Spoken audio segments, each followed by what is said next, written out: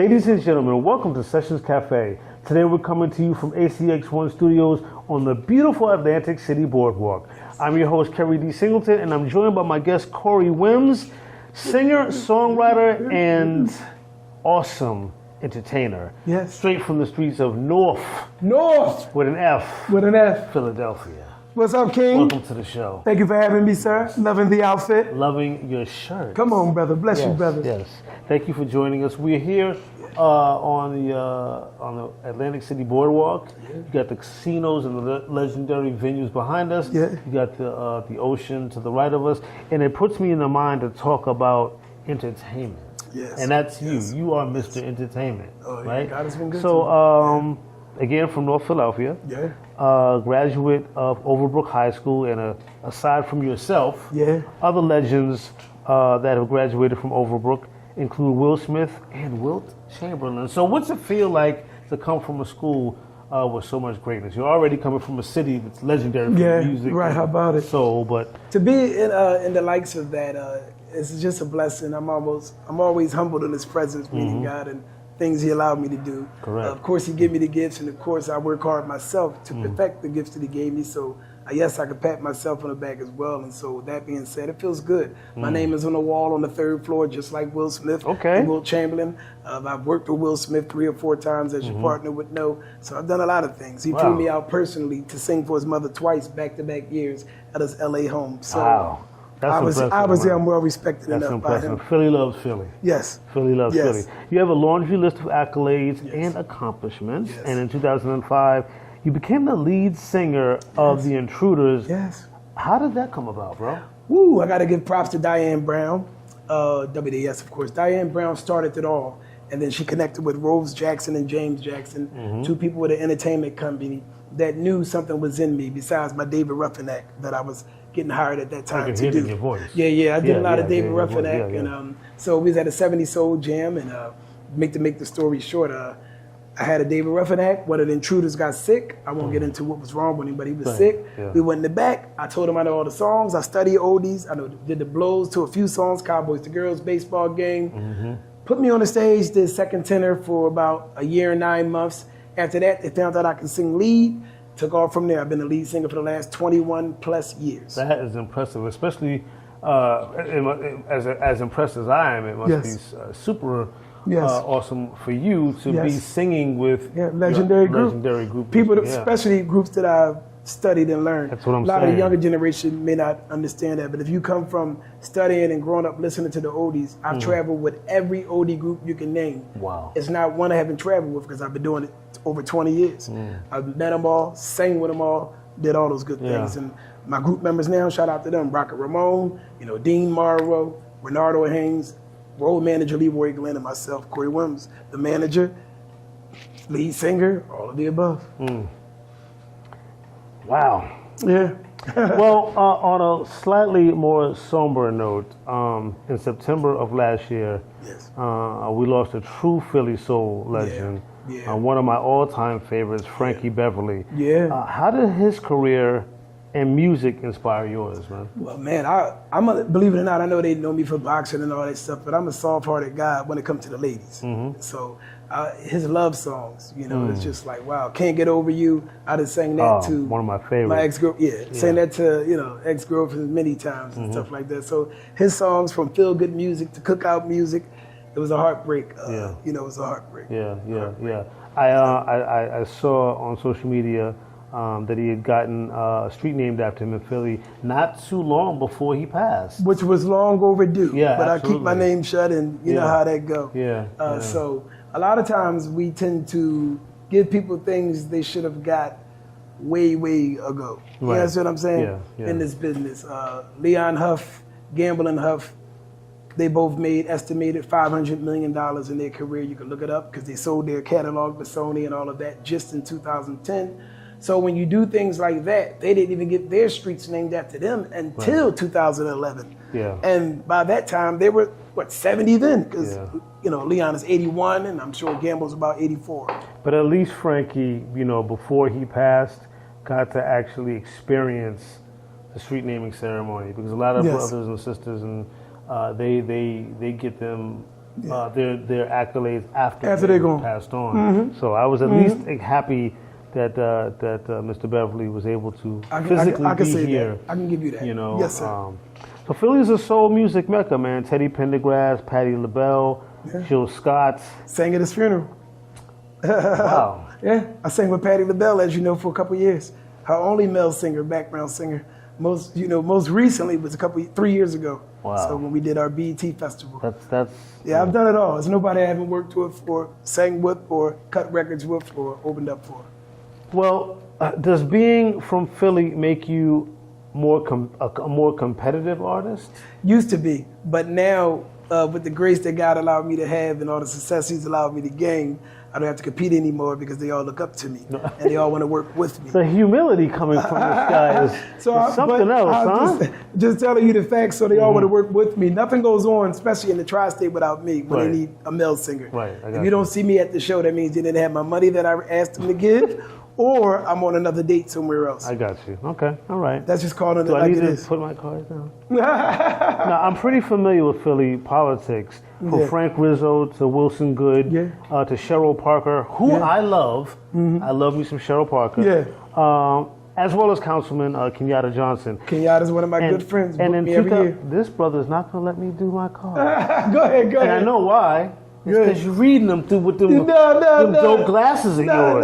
No, but in 2024, he gave you a citation. That must have been a huge accomplishment because I respect Mr. Johnson. Councilman Johnson is a real person. A real one, right. Yeah. He's not one of them. Right. He's straight up South Philly, you know the rest. But he's just in position. And he loves his community, man. God allowed him to be in so position. how did you get the citation from Councilman Johnson? Well, from all the work that I've been putting in, he's one of the ones who gave me a citation. He said he wanted to honor me. He reached out to me, said, man, this is long overdue for you. Wow. You done worked with everybody and done so much for the community. It's a must. And as you see, that's what he granted me with. Yeah, I went to one of his events. I'm the president of Intrigue magazine. Yeah. And we went to cover one of Councilman Johnson's. I don't think he was a councilman at the time. It was a couple of years ago. And everybody was there, from MC Light to Melissa Morgan to just special ed. Lots of people came out for that, brother. It was one of the best events in Philadelphia I've ever experienced. Wow. And he came on stage and he spoke directly to the kids of his district in South Philly and made it all about them. And I really, really respected that. So they're the future. So shout out to Councilman Johnson and a special hug to Cheryl Parker because I believe, she's the best, in my opinion, the best day mayor y'all have had in a long time. Wow. That's just me. That's right. Right. Now, you lost your parents. Yeah. Less than a year apart. And your parents were together for 30 plus years. That's right. 31 to be exact. So we're about to make 31. So talk. How did that affect you? Yeah. And then, seriously, on a serious note, how did that affect your music? It affected me extremely hard because for a year I didn't want to do anything, but unfortunately I had probably 30 contracts in that year. We actually, when Daddy died, his liver went on him. You know how that go. So Daddy died. I had a show 2 days later in Georgia. Wow. I tried to cancel it with the group. I said I felt with the Intruders? with the Intruders. Okay. I thought we should cancel it. But of course, if we'd have canceled it, then we'd have got sued and different things. Correct.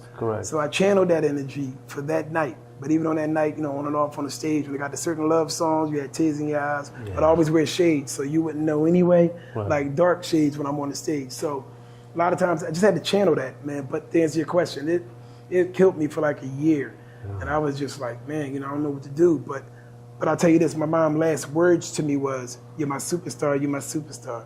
So that's why I knew I had to keep going. Yeah. So even though I struggled with it for like a year, I had to keep going. Yeah. Those were her last words to me. So when you perform, you honor your parents. I honor my parents. So proud of you. Yeah. They would come to many of my concerts and shows. Mommy traveled more with me. Daddy had to make sure the bills was paid. Daddy kept the post office job. He was a great man. 28 years at the post office mailman, and Mommy was a nurse, Presbyterian Hospital. But Daddy carried the weight. Breadwinner and da-da-da. And so she traveled more with me than he did to a lot of my shows. And so losing her, it was just like losing like that number one fan. It was just like, wow. But I had to keep going, and God gave me the strength to keep going. It was tough for like a whole year and a half, maybe even 2 years, I can't lie. But now it's like you can go, you can smile, you can do what they ask you to do. I pray to them every day anyway. So then time heals, as they say. And Yeah, sometimes, man, I mean, I don't want to be I want you to be strong. Yeah. I want you to be strong. But sometimes it takes a while. Yeah. It takes a while to get over something like that, especially, you know, both of your parents. Back to back. Mommy said she couldn't live no more without him. She said she died of a broken heart. Never been sick, no nothing. Yeah, that's real. She quit her job, didn't tell us. So when me and my sister would come visit Mommy, she would act like she had how was your day at work, Mom? She would say it was good and this and that. But when Mommy passed and her job, you know, contacted us and da-da-da-da-da, told us my mom ain't worked in 9 months. Wow. And so the whole time we thinking, Yeah. When your parents are together that long, a lot of times they're just genuinely one. Yeah, especially at a young age too. They died. Mommy was only 58, and Daddy was 60. So just imagine that. Daddy was 60, she was 58, and they already had 31 years almost together. Right. Wow. So that's all she knew. They definitely had an abundance of blessings, and you were one of them. Yeah, thank you, sir. Thank you. Yeah. You're a proud dad of 2. Yeah. How does fatherhood play a role in your music? Now, the fatherhood is interesting because you want your kids to see you doing miraculous things in life, no matter what it is, whatever your gift is or whatever it is you're doing in life. And obviously, God gave me the gift He gave me. So having my 2 little ones, Jaser and Corey, named the girl after me, Corey. Tell you how that went anyway, and not the boy. But it always felt good to have them around. Now that you asked that, it's unfortunate that the last 2 years, I gotta also tell you more, I guess trauma or trials and tribulations. The last 2 years, I ain't seen my kids. Oh, I haven't seen both of my kids in 2 years. And how old are they? And because 10 and 7. And and I'm telling you straight up on camera, because the mom, I got married, and the mom didn't like the fact I got married to the new girl. You know how that goes. Oh, yeah. No, I don't, and but she I get it. No, I don't mean you literally, but no, you understand what I'm saying. Yeah. And that's just unfortunate how it is in our community, who we are, unfortunately. Yeah. So I haven't seen my children in 2 years. Court battles, court cases get pushed back, all those type of things. Long story, I haven't seen my children in 2 years. Well, let's pause on that. Yeah. Definitely, we're on a tender moment. Let's pick back up with that and more when we come back. We'll be right back.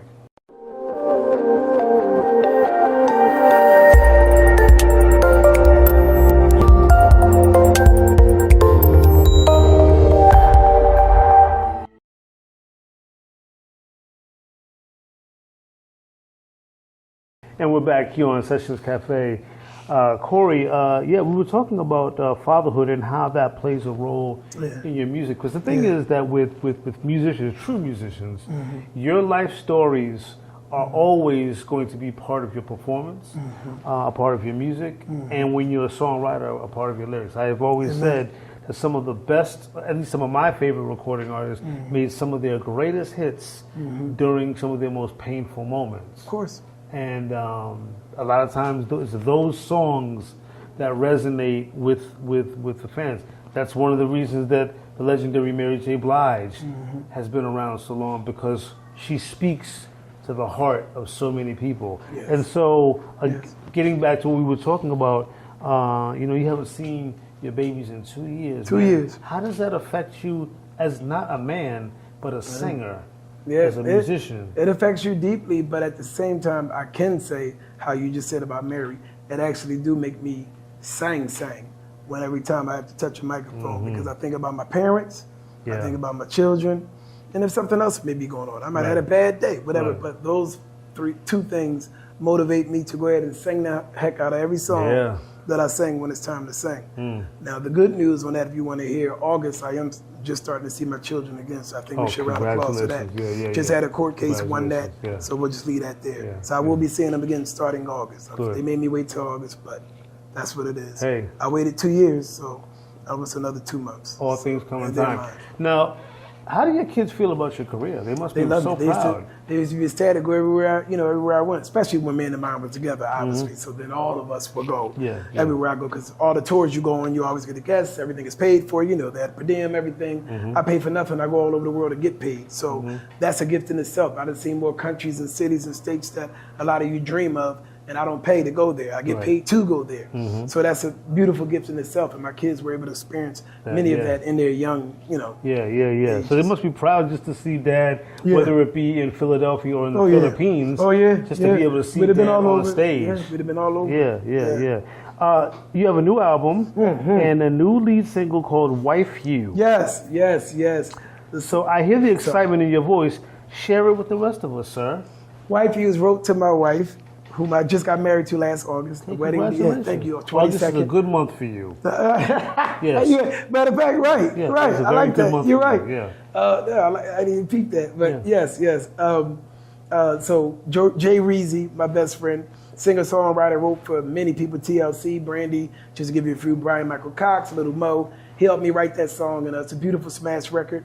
Soon I released it a couple months ago. It already had me 9 dates, from with Tank to Tyrese to so it did me some justice. Is it a ballad? It's a beautiful love ballad. You can look it up anywhere. It's called Wife You, Corey Wims. Guarantee you'll love it. Steve Harvey said it's a hit. So let's get the inspiration behind the song. My wife. I get that. Oh, I'm sorry. But deeper than the build up to it. You're right. Well, when you finally found that one, and through all the trials and tribulations I've been through with the last one, and then a career that allows me to meet many. I finally wanted to settle down and say it's time to get married. I always wanted to have some young, crazy, pretty girl. Being honest, like plenty of those in North. Like most of us got right. I'm from North, so you understand. Yeah, I do. So even when we on the road and we meeting all these beautiful women, we still have that mentality of what, as you know, I'm from. So we like the hood, ratchet, pretty, but that's what I was into. I don't know if I can agree with all of that. But we'll just say, I can agree with some of that, but you know what? Yeah. So that's what I was used to. And when I finally said it's time to get married, now that I'm over 40, then came her. Okay. A beautiful woman from the South Carolina. Okay. Not South Philly, but South Carolina. No. Okay, I'm playing with you. She's a a Southern girl, South Carolina. Her parents are they straight from the South. Moved up Willingboro, humble side of New Jersey. Then, they did some things in Middletown, Delaware. And she became a doctor. She was an RN 17 years, saving lives. So she made a great career for herself as well. Right. And now she's a pharmaceutical doctor. So she does great herself. And she was a wife waiting for a husband, as she said. She had no kids, great career and all these great things, but no husband. That's what was missing. The story linked up, and the rest was history. That's what was missing. So let's switch, because you've been talking about your music for the vast majority of this show. But one of the reasons I'm not tempted to go and reach over and try to snatch the glasses off your face is because you're also a boxer. My reflex. Yeah, here it comes. I love some glasses, but I ain't gonna rock out with a dude from North Philly who's also a boxer. 36-3. Amateur. So King of Hooks. I'm not big on boxing. So school me on how many people's faces you pounded in. I had to pound in a lot. 36. 39. Richard Allen. You mean out the ring? No, I'm kidding. Well, no, I mean, because I did, we're talking about boxing. Okay, yes. Yeah. 39 bouts, 36 wins. I think that speaks itself. Only one draw, so technically only 2 losses. Never been knocked out, been knocked down like anybody. I've been knocked down at least 6 times in, 39 fights. But never been knocked out, 12 knockouts. And they want me to come out of retirement. They felt me a great opponent, and he felt me. The rest is history. So I'm coming out of retirement, go train for 3 months, and now hopefully knock his head off from Antonio from Venice Beach, California. Model, actor, General Hospital, all that good stuff. Well-known guy. You gonna knock him out? He's a model? I'm just gonna say I'm gonna do my best. Career. I'll just say I'm gonna do my best to win the fight. Okay. I want you to do me a favor right now. Yes, sir. I want you to take your hands, go like this. Yes, sir. Clasp them together. Yes, sir. Really, really tightly. And not let them go. Yes, sir. Okay, no matter what I say, yes, sir. Do not unclench those fingers. Yes, sir. Doesn't boxing kind of make you kind of loony? Doesn't. Like if you get knocked around a couple of times? Okay, nope. Doesn't? No? Because the truth is, I haven't been knocked out. You can unclench them now. I haven't been knocked out many times. Okay, I've been knocked out many times. You can unclench now. I'm satisfied. You told me don't. Well, you can, you see, there, whoa. No. That'll go on that side of town. Okay. I didn't make me lonely because I haven't got hit too much in the face. And your boxing name was Apollo. Yeah. Where did the Apollo name come Corey from? Wims. I loved Apollo Creed. The same way that people loved Rocky, I fell in love with Muhammad Ali and Apollo Creed. So it was easy to go with the Rocky that most people went through, but I liked the Apollo. The trash talker, the backed it up in the ring. He had the speed that I have, or I have the speed that he has, however you want to put it. Sharp jab, great counter punching, leg work, and he backed it up his trash talking. So I fell in love with him. So a city famous for boxing, or at least Rocky. Sylvester Stallone wasn't a real boxer, but of course. Still he's associated with boxing more so than most. Definitely. And legends like Patti LaBelle and Jill Scott and the late great Teddy Pendergrass. That's right. You are Philadelphia. Oh, God has been good to me. Yeah. I've sang at Teddy's funeral, me and Patti LaBelle. So that should tell you something right there. The family called us to sing. Me, Patti LaBelle, and Tyrese. That's how close I am with the family. But you are Philadelphia. I've been blessed to be. Yeah, thank you. Yeah. Thank you. You emulate the city. Thank you. In a lot of ways. Thank you. How do you balance being a boxer and a singer? Because let's be honest, you got to have a certain level of logistics going on upstairs. Yeah. I know you said you haven't been knocked out. Yeah, but how do you balance a very demanding career, two demanding careers? Mommy didn't like it. I bet she didn't. Mommy didn't like it. Mommy said, stick to singing, please. She didn't like that stuff. Right. Daddy was a gangster, so from 30 Vennars. So he didn't mind it. Post office guy Monday through Friday, but he was a gangster first. So he, North Street Gang. So most people know what that is if you say North Philly. Just giving you the facts. So he didn't mind it. So where we was from, you had to know how to, kind of fight or box. So even though Mommy didn't like it, I wanted to do such, and so I did it. But how do I balance it? Again, now I haven't done it now in 12 years. Oh, okay. So 44 I stopped. So 12 years ago, stayed in shape to train enough, but it was more so just traveling all over the world and took music more serious, and it allowed me to make a great living from it. Okay. But this just made sense. This bout that they brought to me about a month ago, out of this world makes sense. That's all I can say. And I'm not talking about just sense money-wise, because I got plenty of money. That's not the issue. It's the other things that made sense with it. Who's behind it? I can't leak no names.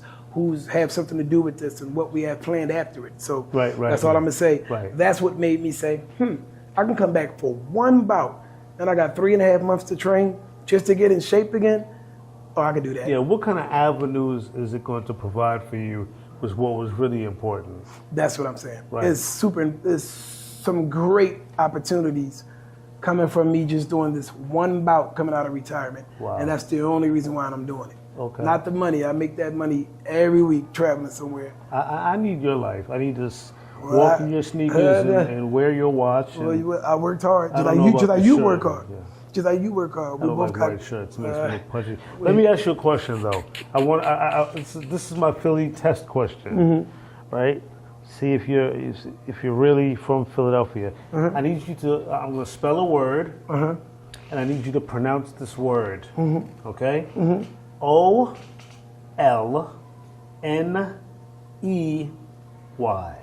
Alany. Come on, Borden Alany. You're definitely from Philadelphia. All day long. Because it's I beat people up at Borden Alany. It's only, brother.